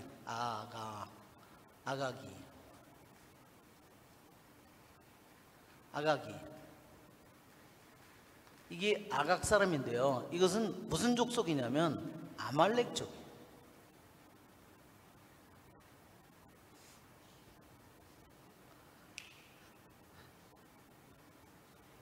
이 아말렉족은 이스라엘 백성이 에집트를 탈출을 해서 올 때 네겝 사막지대에서 사는 사람들이에요. 이 사람들이 따지면 에사오의 후손이거든요. 에사오의 그 첩의 아들이에요, 말하자면. 그러니까 동족인데 이스라엘 사람들을 몰래 다 쳐 죽여요. 이것이 아말렉 사람들이 그 일을 했어요. 그래서 하느님께서는 뭐라고 그랬어요? 아말렉족을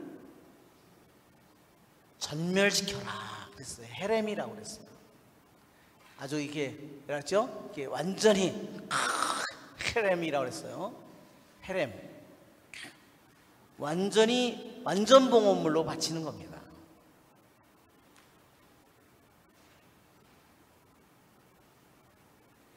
왜 그러냐면요, 이것을 완전 봉헌물로 바치지 않으면 이 사람들이 이스라엘을 멸종시키려고 하는 거예요. 그러니까 여기 아말렉은 뭐를 상징하냐면요, 이것은 사탄의 백성을 뜻하는 겁니다. 절대로 공존할 수 없는 존재예요. 하느님의 백성과 사탄의 백성이 말하자면 하느님의 나라와 사탄의 나라가 그걸 상징하는 겁니다.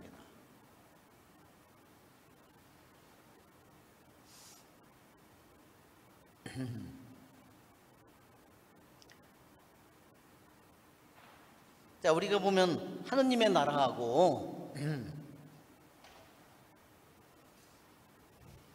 예수님께서도 하느님의 나라가 가까이 왔다, 하늘나라가 가까이 왔다, 이렇게 얘기합니다. 그렇죠?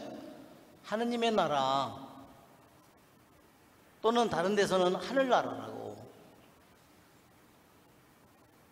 자, 이것은 뭐와 대치되죠? 사탄의 나라와 대치됩니다. 하느님의 나라가 다가왔기 때문에 하느님의 나라가 가까이 왔고, 그래서 사탄의 나라는 이제 패배했다, 하느님의 나라를 이길 수 없다는 것을 예수님께서 공생활로 선포하십니다. 자, 여러분, 사탄의 나라는 어떻게 움직일까요? 우리가 이 사탄의 나라를 얘기할 때 사탄의 나라는 어떻게 움직이냐? 사탄이 대장놈이에요. 그러면 사탄은 뭐를 명령하고 다스리냐면, 세상 육신 마귀 중에서 세상을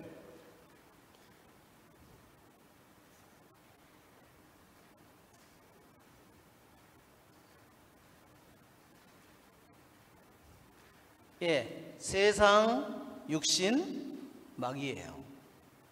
이렇게 지배를 하는 겁니다.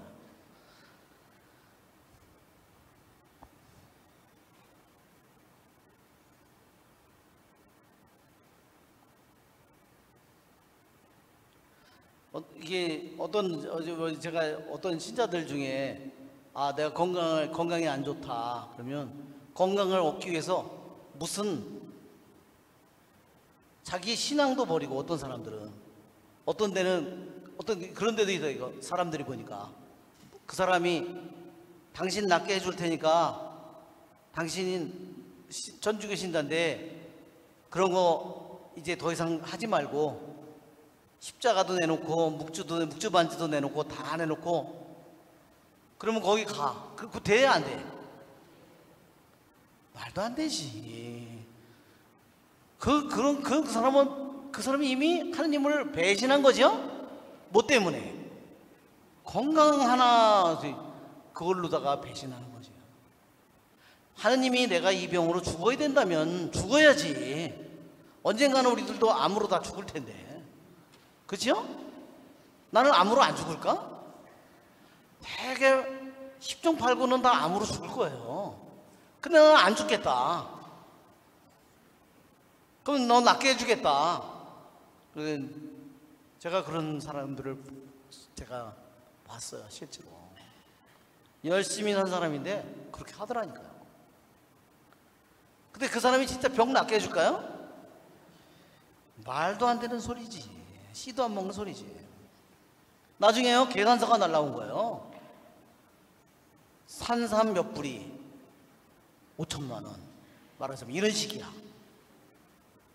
이거 완전히 사기꾼 놈들한테 걸려요. 사이비 종교나 이런 놈들한테요. 나중에 어떻게 해서 돌아왔을까요? 만신창이가 돼서 돌아왔지.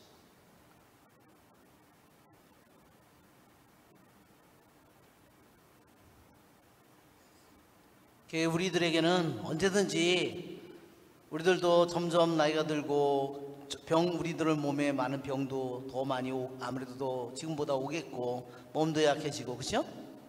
그래서 기꺼이 내 몸을, 내 육신이나 이런 모든 것을 기꺼이 내가 병에 걸려야 된다면 병에 걸려야 될 거고, 그렇죠? 하나님의 뜻이 병에 걸려야 된다면 걸려야 되겠죠? 그럴 준비가 되어 있지 않다면 하나님을 끝까지 따를 수 없어요. 또 세상의 나라, 세상의 성공 같은 거 있잖아요. 그죠? 지위 같은 거 있잖아요. 그리고 만약에 내가 갑자기 뭐를 해서 내가 재산의 많은 것을 내가 자식으로 인해서 너무 많이 갑자기 재산을 많이 잃게 됐다. 어떻게 뭐 할 수 없지, 그렇죠? 그러다 보면 이 세상의 나라 여기에만 내가 너무 마음을 저기 하게 되면 나는 어떻게 돼요? 그 다음에 실망해서 살 수가 없어요. 그 다음에 어떻게 해요? 그 다음에 하나님도 맞아 버리게 되는 겁니다. 절망해서. 이것이 바로 사탄이 우리들을 사탄이 지배하는 방법이에요. 그래서 하느님께서 저기 욥기에도 그러잖아요. 아니 욥 그놈이 왜 하느님에게 그렇게 하느님을 잘 순종하겠냐고, 하느님 왜 그렇게 잘 살겠냐고. 당신께서 재산도 집안도 자식도 다 그렇게 돌봐주니까 그놈이 그렇게 하지. 한번 그를 쳐보십시오. 당장 하느님을 저주할 겁니다. 그렇게 하죠. 예. 욥이 세상을 자기의 재산이고 뭐이고 다 이렇지만 하느님을 저주해야 하나요? 안 하죠. 그러니까 이것은 예로나 뭐 지금이나 똑같은 것입니다. 이 악마의 사탄의 지배는 똑같아요. 지금도. 그래서 이 사탄이 대장이고 사탄의 하수인이 세상이라는 거예요. 또 세상은 뭘로 움직여요? 육신을 가지고 움직인다는 거예요. 그게 다 이 지배 시스템이에요. 저게.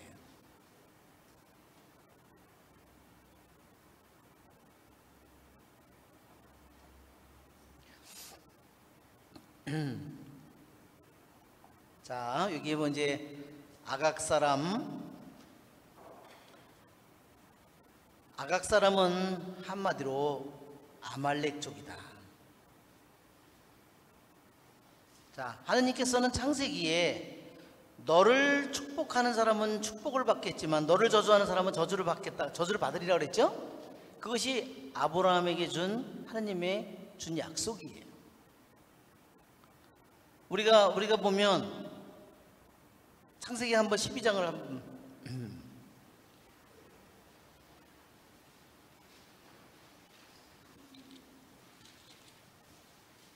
12장 3절 너에게 축복하는 이들에게는 내가 복을 내리고 너를 저주하는 자에게는 내가 저주를 내리겠다. 그렇죠? 이스라엘 백성을 저주한 첫 번째 사람은 누구냐면요, 제 생각에는 이집트예요. 파라오예요. 왜? 이집트 땅에서 태어난 이스라엘 사람의 첫째 남자아이가 태어나면 어떻게 돼? 물속에다 집어던지는 거잖아요. 그래서 결국은 무슨 벌을 받아요? 파라오의 아들이 죽고 장손이 죽고 모든 이집트의 맏아들이 죽고 이집트의 모든 맏배동물이 다 죽지요. 하느님이 공평한 벌을 내렸어요? 안 내렸어요? 공평한 벌을 내린 겁니다. 우리가 또한 이 성경에 보면 민수기에 이 모압 왕이 이스라엘의 저주를 내려달라고 발라함을 부르잖아요. 이 발라함의 발락 왕의 모습을 통해서 또한 하느님의 백성을, 약속의 백성을 저주하는 모습을 또 보게 되고 이 아말렉족을 통해서 그것을 보게 되는 거예요. 그것이 대표적인 것이 또한 아말렉족이에요.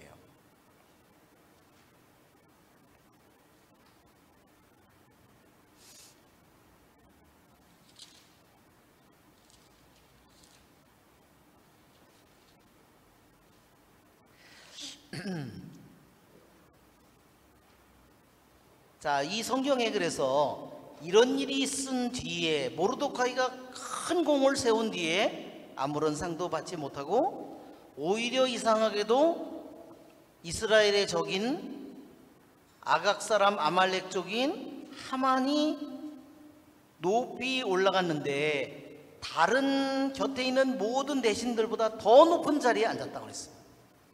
이 페르시아에는요 7대신이 있었어요.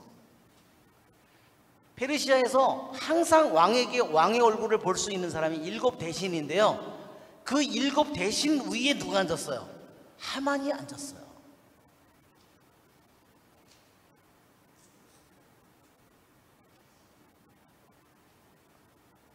그런데 궁궐대문에서 근무하는 임금시종들이 하만 앞에서 무릎을 꿇고 절을 해야 하였으니 임금이 그렇게 명령하였기 때문이다. 자, 누가 명령했어요? 예, 여기서 에스겔기에서요 임금이 나올 때마다 임금은 누구를, 임금이 그렇게 하였다. 이게서 임금은 우리가 이것을 해석할 때요 하느님이라고 해석해야 된다 그랬어요. 왜? 유대인들이 랍비들이 그렇게 얘기를 했어요. 왕이 그렇게 결정했어요. 하만 앞에 무릎을 꿇고 절해라. 임금이 그렇게 했지만 실제로 한 사람은 누구라고? 하느님께서 한 것이라고 생각해야 된다. 이게 뭐예요? 이 일을 통해서 두 용이 이제 전쟁이 벌어지는 거예요.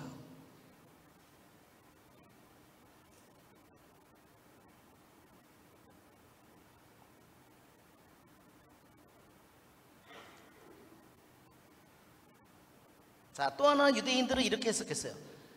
분명히 모르드카이가 공을 세운 다음에 임금을 통해서 하느님께서 하만을 높이, 아니 모르드카이를 높이 세우지 않고 대신 하만을 높이 세웠는데 그 일은 뭐예요? 전쟁이 생기고 큰 이스라엘의 고난이 생기지만 그 일을 통해서 어떻게 될 거냐?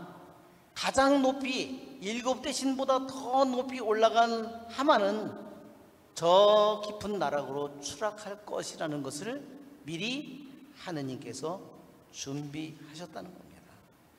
임금이 그렇게 명령하였기 때문이다. 그 말이 의미하는 바가 하느님이 그렇게 명령하였기 때문이다. 그렇게 해석을 하라는 겁니다. 그러자 궁궐대문에서 근무하는 임금의 시종들이 모르드카이에게 자네는 왜 임금의 명령을 거역하는가?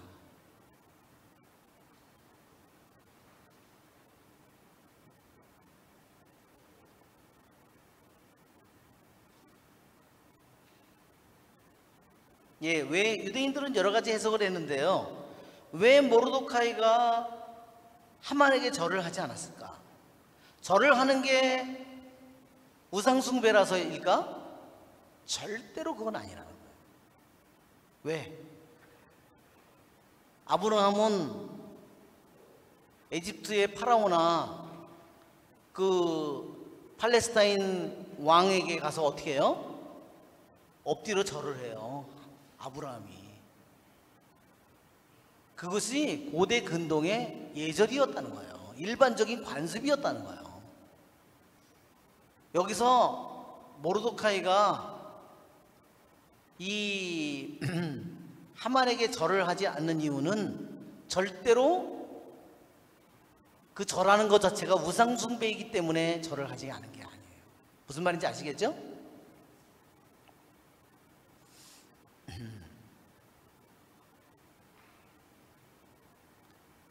유대인 랍비들은 이런 얘기를 했어요. 하만은 잠언서 6장을 한번 펴보세요. 잠언 6장. 잠언 욥시 잠전 6장 16절을 보시면 주님께서 싫어하시는 것이 있죠? 6가지를 주님께서 미워하시고 7가지를 그분께서 역겨워하신다. 거만한 눈, 거짓말하는 혀, 무고한 피를 흘리는 손, 간악한 얘기를 꾸미는 마음, 악한 일을 하려고 서둘러 가는 두 발, 거짓말을 퍼뜨리는 거짓 증인, 형제들 사이에서 싸움을 일으키는 자다. 이게 누구냐? 이게 하만이다 그랬어요. 하느님이 싫어하는 7가지 악을 다 가진 인간이 누구냐? 하만이라고 얘기를 했어요. 이게 유대인들 랍비들의 해석입니다.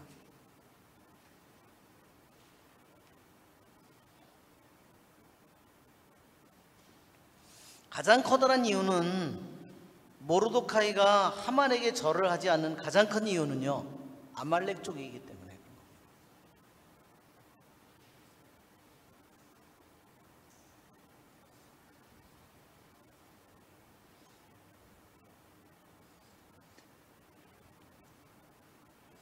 그것은 영원한, 하나님께서 사탄이, 뱀이 하와를 유혹한 후에 창세기 3장 15절에 뱀에게 나는 너를 여자와 원수가 되게 하리라 그랬죠? 하나님께서 원수 관계를 맺어준 거예요. 그 원수 관계, 몽포레 루도비코 마리아는 그랬어요. 이 원수 관계는 절대로 용서할 수 없는 것이다. 사탄과 마리아와 맺어진 이 원수 관계는 영원히 취소될 수 없는 것이라고 했어요.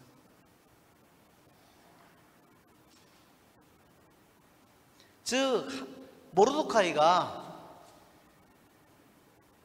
하만에게 존경을 표시할 아무런 이유가 없다는 거예요.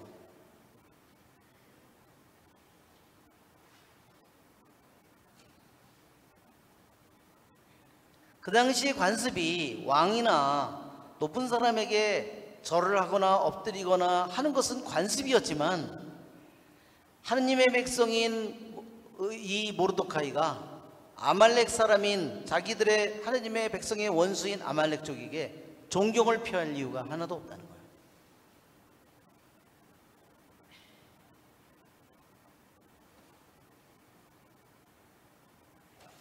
자네는 왜 임금님의 명령을 거역하는가? 그에게 날마다 권하였지만 모르도카이는 끝내 듣지 않았다.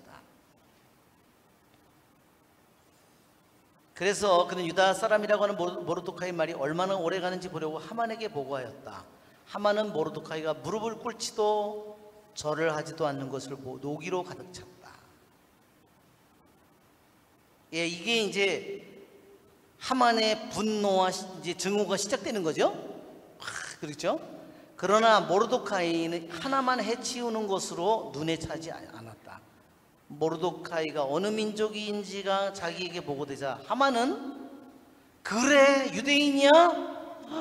우리 민족의 원수. 그래 내가 요번 기회에 이 모든 내 민족을 완전히 없애버려야지. 하만은 크세르크스 왕국 전역에 있는 유다인들을 모두 몰살하려고 꾀하였다. 왜 모르도카이는 왜 하만은 모르도카이 하나만 죽이는 것으로 만족할 수 없었을까요? 그것은 자기 자존심이 허락하지 않았어. 그것은 뭐냐면요, 이게 이 하만의 이게 하나님께서 싫어하는 7가지 거만한 눈, 그죠? 거짓말하는 혀, 이것이 바로 하만의 베인 글로리예요. 예, 왜냐? 7 대신보다 자기를 높은 위치에 세웠잖아요. 그러니까 이게 한없이 이게 지금 올라간 거예요. 이게 하만이 이게 교만이라고도 하지만 교만의 어머니가 헛된 영광이라고 그랬어요. 오늘 제가 프린트물에 줬죠? 자, 헛된 영광.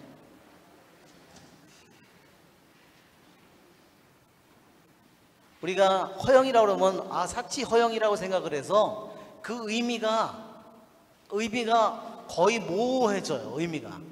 그래서 허영이라고 여러분 하는 대신에 헛된 영광이라고. 헛된 영광. 자, 헛된 영광. 여러분이 제가 번역을 못해서 영어 이렇게 되어 있지만,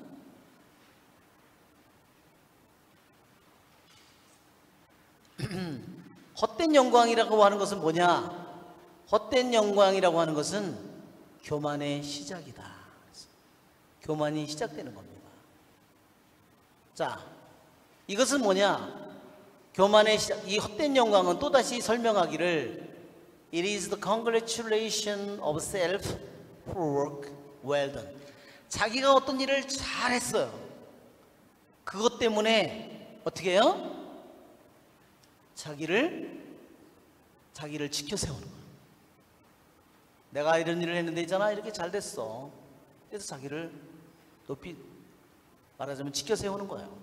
세인트 존 라이스, 이게 세인트 존은 뭐냐면 사도 요한을 가리키는 게 아니에요. 사다리 요한을 가리키는 말입니다. 아시겠죠? 사다리 요한은 말하기를 절망의 영은요, 악이 막 증가하는 것을 보면 기뻐해요. 낙담의 영혼. 그렇지만 교만 헛된 영광의 영은 어떻게 했냐면 덕이라는 보물이 증가하는 것을 보면 기뻐해요. 자기가 말하자면 무슨 소리냐면 이 헛된 영광의 영은 자기가 다른 사람들보다 더 잘한다는 것을 보면 기뻐한다는 거예요. 무슨 소리인지 아시겠죠? 그게 헛된 영광의 영. 다 그러니까 뭐예요? 결국은 헛된 영광은 뭐냐면 셀프예요. 뭐를 섬기는 거예요? 자기를 섬기는 거예요. 예, 섬기는 거예요. 예. 자기를 섬기니까 이웃을 사랑할 수 있을까요? 없을까요? 없죠. 이웃을 섬길 수 있을까요? 없죠. 하느님을 사랑할 수 있을까요? 없어요. 자기를 버려야 되는데, 그렇기 때문에 헛된 영광의 저기는 뭐냐면 자기를 숭배하는 거예요. 자기라는 우상을 섬기는 겁니다. 즉 자기가 남들보다 잘할 때는 기뻐하지만 자기가 남들보다 못할 때는 견딜 수 없어 하는 거예요. 그렇죠? 남이 나보다 더 칭찬을 받는다. 머리털을 뽑아내잖아요. 그렇죠? 이게 헛된 영광은요, 어떤 사람에게만 오는 게 아니라 우리들 모두에게 끊임없이 찾아오는 거예요. 알았죠? 자, 그 다음에 보세요. What are the signs we have succumbed? 이 헛된 영광에 굴복한 영혼, 헛된 영광에, 이 헛된 영광이라고 하는 이 악마에 압도당한 사람의 표시는 뭐냐? 헛된 영광에 굴복한 영혼의 표시는 뭐냐? 헛된 영광에 굴복한 영혼의 표시, 아주 중요한 얘기죠? Saint John lists several, 여러 가지를 우리에게 말해줬는데, 리스트에 올렸는데, Vainglory enters our lives, 우리 삶 속에 들어오는데 언제? 다른 사람들이 우리에 관하여 다른 사람이 어떻게 생각하는가에 대해서 점점 신경을 써. 나에 대해서 다른 사람들이 어떻게 말하는 거에 대해서 점점 신경을 많이 쓴다. 그 사람이 뭐예요? 헛된 영광이 엔터한 거예요. 자, 헛된 영광이 속에 이제 대가리가 들어온 거예요. 무슨 소리인지 알겠죠? 시작된 거예요. 헛된 영광이 우리들의 내 안에 들어와서 문을 열고 말하자면 틈을 주었기 때문에 내 안에 들어와서 자리를 잡기 시작하는 거야. 그게 뭐냐? When we grow concerned, 점점 다른 사람들이 나에 대해서 어떻게 얘기하는가에 대해서 점점 신경을 많이 써. 점점 거기에 대해서. 그게 벌써 헛된 영광이 들어온 표시다. 두 번째, it puts down its roots into our hearts. 언제 이놈이 들어와서 뿌리를 내리냐? 두 번째 단계는 들어온 것뿐만 아니라 이제 뿌리를 내리는 거예요. 자, 언제 뿌리를 내려요? Put down its roots when we began to worry about their disapproval and to be pleased by their approval. 다른 사람들이 인정을 알아주지 않으면 실망하고, 다른 사람이 알아주면 기뻐하고. 그렇죠? 이제 기쁨의 원인이 어디 있어요? 다른 사람들이 어떻게 말하는가, 어떻게 알아주는가에 달려있어요. 그게 이미 안에 들어와서, 이미 들어왔을 뿐만 아니라 이제 들어와서 뿌리를 많이 점점 많이 내리고 있다. It captures our hearts. 언제 우리들의 마음을 완전히 사로잡냐? 그들이 자기를 칭찬한 말을 맨날 그것만을 되새기면서 즐거워하고 있어. 그걸 즐기고 있어 이제. 그때는 내 마음을 완전히 다 그놈이 사로잡은 거야. 캡처한 거야. 나를 완전 지배하게 되겠다는 말이죠. 캡처했으니까.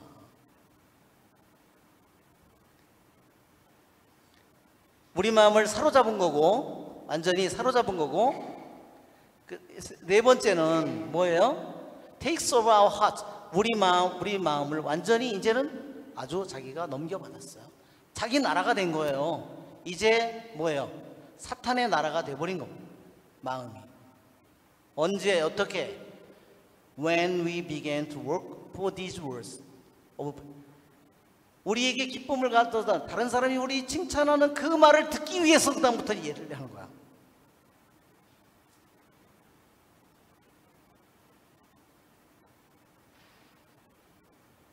하느님을 위해서 일하는 게 아니죠. 더 이상 다른 사람들이 자기를 칭찬하는 그 말을 듣기 위해서 이유와 동기가 그것이다. How can we conquer vainglory? 어떻게 그러면 이 헛된 영광을 극복하느냐? Saint John is clear in instructions. The first step is overcoming vainglory. 이 헛된 영광을 하는 첫째 단계는 뭐냐면 침묵하는 것입니다. 첫째는 to silence and accept dishonor gladly. 남들이 나를 알아주지 못하고 나를 오해하고 뭐를 하든 내가 침묵하고 불명예든 수치든 그것을 기쁘게 그것을 내가 받아들이는 겁니다. 두 번째 더 미들 스텝, 더 나아간 사람은 뭐냐? 내 머릿속에 그런 허여된 영광의 생각이 시작될 그 시대에 들어오는 동안에 헛된 영광의 행동, 생각이 어떻게 돼요? 그런 생각, 헛된 영광에 대한 생각이 점점 우리들 안에 들어와서 뭐가 돼요? 행동으로 변해. 이런 행동으로 이 생각에서 이렇게 변하는 이것들을 내가 자꾸 체크하는 거야. 내가 남들의 말을 너무 신경 쓰는구나. 아, 나를 칭찬했던 그런 사람들의 말은 저기 하고 나를 안 좋게 생각했던 모든 사람들은 그래 두고 보자. 이렇게 점점 그런 것들을 내가 그런 생각들에 내가 붙잡혀 있고 그런 생각을 떠올리고 그런 시간들 그것이 어떻게 내가 내 생각으로 행동으로 변해가는지 그런 거를 잘 체크하는 거. 그러니까 이렇게 되지 않도록 이 중간에서 이거를 우리들이 막는다는 거죠. 중간은 이제. 세 번째 더 나아간 사람은 어떻게 돼요? 이제 모욕을 받아들이는 것입니다. Before others, 다른 사람 앞에 모욕을 받아들여요. 어때요? 실제로 그 모욕을 느끼지 않고 이제는 확실히 그러한 헛된 영광을 이겨낸 사람은 프란치스코 성인이 어떻게 해요? 추운 겨울날 어디를 밖에 가서 불쌍한 사람들을 돌보고 눈보라가 휘몰아치는데 밤늦게 돌아가니까 문은 잠겨져 있고 문을 두드리니까 수도원 안에 있는 거기 있는 수가 같아요. 성령 너 어디서 온 놈이야? 어서 거지 같은 놈이 와가지고 그럼 어때요? 그렇죠? 그런 얘기가 나오죠? 예, 그것이 바로 헛된 영광을 자기라고 하는 헛된 영광을 완전히 극복한 영혼의 모습이에요. 그 다음에 넘어가면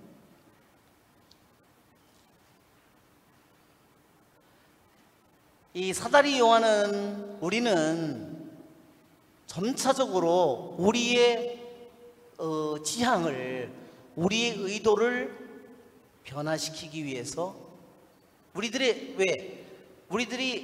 하는 행동이 있으면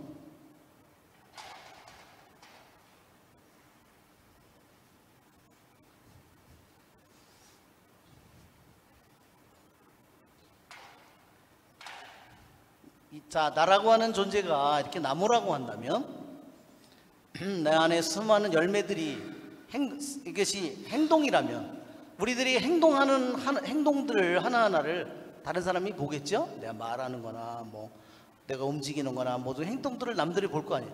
그러나 이 안에는 드러나지 않는 내 안에 뿌리들이 있어요. 이 뿌리들이 뭐냐? 이게 인텐션이에요. 이 의도는 숨겨져 있어요. 그렇죠? 우리 사람들의 눈에 보이는 건 이것만 보이지, 이거는 어때요? 밑에 있는 거는 땅속에 있어서 보이지 않아요. 저 의도는 누구만이 알까요? 하느님만이 알아요. 이 사람이 좋은 일을 하고 착한 일을 하긴 하는데 뭐 때문에? 남들에게 칭찬받기 위해서 하는 거예요. 하느님께 칭찬받을 일이 있어요, 없어요? 아무것도 없어요. 사랑이 하나도 없다는 말이에요. 순수한 사랑이 하나도 없는 거예요. 그렇기 때문에 이 인텐션을, 지향을 점차적으로 우리들이 내 안에 그렇게 숨겨져 있어요. 이게 뭐예요? 이미 뿌리가 오랫동안 이미 내린 거예요. 이 뿌리가. 아까 그랬죠? 첫 번째 우리 안에 들어와서 뿌리를 내린다고 그랬죠? 베인글로리가 헛된 영광이 처음에는 들어왔다가 그 다음엔 점점 내 안에 들어왔다가 점점 뿌리를 깊이 내렸어요. 이거 자체를 서서히 내가 바꿔야 돼. 이 작업이 어때요? 평생 동안 가는 겁니다, 여러분. 자, 그 다음에 우리 한번 봅시다. 자, 그러면 세인 존이, 사다리 요한이 어떻게 권고를 했는가? 그의 권고는 항상 실제적입니다. 만일 우리가 영광을 찾거나 한 번이라도 영광을 찾거나 또는 내가 이 영광이라고, 헛된 영광이라고 하는 것이 생각지도 않는데 불쑥 나타나, uninvited, 갑자기 나타나요. 그렇거나 우리가 또는 때로는 헛된 영광 때문에 그런 걸 한번 해볼까 이런 생각이 올 때 우리는 먼저 슬퍼해야만 합니다. 뭐를 슬퍼해야 될까요? 내가 이와 같이 천박한 영혼이고 내가 이렇게 헛된 영광에 사로잡힌 불쌍한 영혼이라는 것을 슬퍼해야 돼요. 그리고 뭐를 해요? 그리고 내가 복된 두려움을 가져야 돼요. 복된 두려움은 뭘까요? 하느님의 지혜는 두려워하는 것이, 하느님을 경외하는 것입니다. 이것을 복된 두려움, 공포에 질린 두려움이 아니라 하느님에 대한, 12시가 훨씬 넘었네. 네, 죄송합니다. 제가 12시간 반이 넘었는지도 모르고. 하여튼 오늘은 여기까지만 제가 죄송합니다. 제가 영광이 성부와 성자 성령께, 성부와 성자 성령의 이름으로 아멘. 그리고 다음 주는 쉬는데요. 다음 주, 그 다음 주가요 8월 첫째 주래요.